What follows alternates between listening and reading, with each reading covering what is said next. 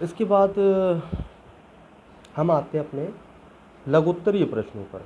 इससे पहले हमने रचना और अभिव्यक्ति वाले प्रश्न देखे और कुछ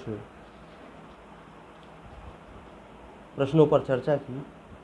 अब हम अपनी पुस्तक के लघुत्तरीय प्रश्नों के ऊपर आते हैं।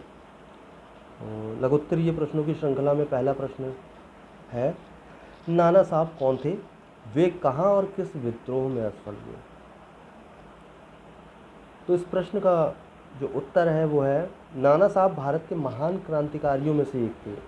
उन्होंने 1857 ईस्वी के विद्रोह का नेतृत्व भी किया। उनका निवास स्थान बिठूर था। 1857 ईस्वी के विद्रोह का नेतृत्व करते हुए वे कानपुर में असफल हुए थे। इसी कारण उन्हें अपना महल छोड़कर वहाँ से भागना पड़ा।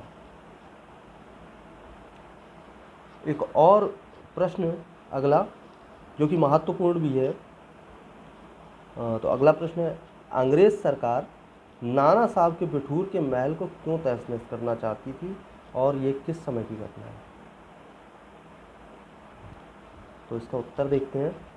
अंग्रेज सरकार नाना साहब के बिठूर के महल को तहस-नहस इसलिए करना चाहती थी क्योंकि नाना साहब ने कानपुर में अंग्रेजों को भारी क्षति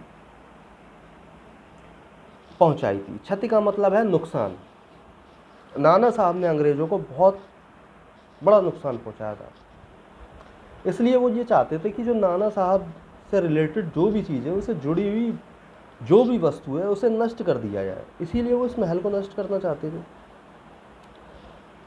तो अंग्रेज नाना साहब को पकड़कर दंड देना चाहते थे, परंतु वे उनको पकड़ नहीं सके। इसलिए उनका गुस्सा उनके महल पर उतारते हुए अंग्रेज सरकार उनसे संबंधित हर वस्तु को नष्ट करना चाहती थी।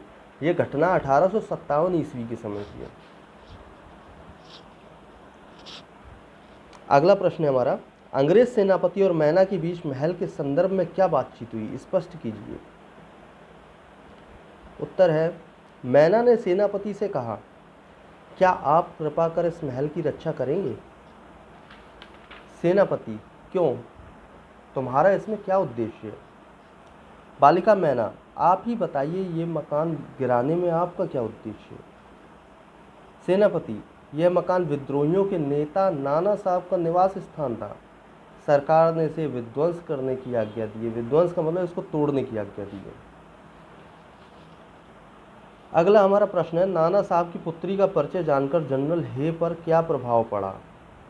उत्तर है, नाना साहब की पुत्री मैना द्वारा उसका परिचय जानकर जनरल हे को बहुत आश्चर्य हुआ।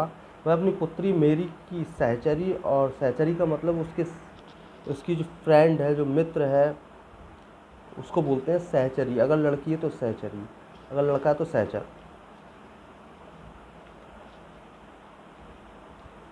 तो वह अपनी पुत्री मेरी की सहचरी और नाना साहब की पुत्री को पहचान गया था। उसने मैना के प्रति दया तथा सहानुभूति का भाव प्रकट करते हुए उससे कहा, मैं सरकार की आज्ञा को टाल तो नहीं सकता, फिर भी मैं तुम्हारी रक्षा का प्रयत्न करूंगा। प्रयत्न का मतलब कोशिश करूंगा।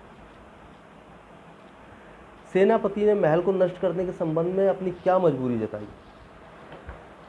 प्रश्न है कि महल को नष्ट करने के संबंध में सेनापति ने अपनी क्या मजबूरी जताई?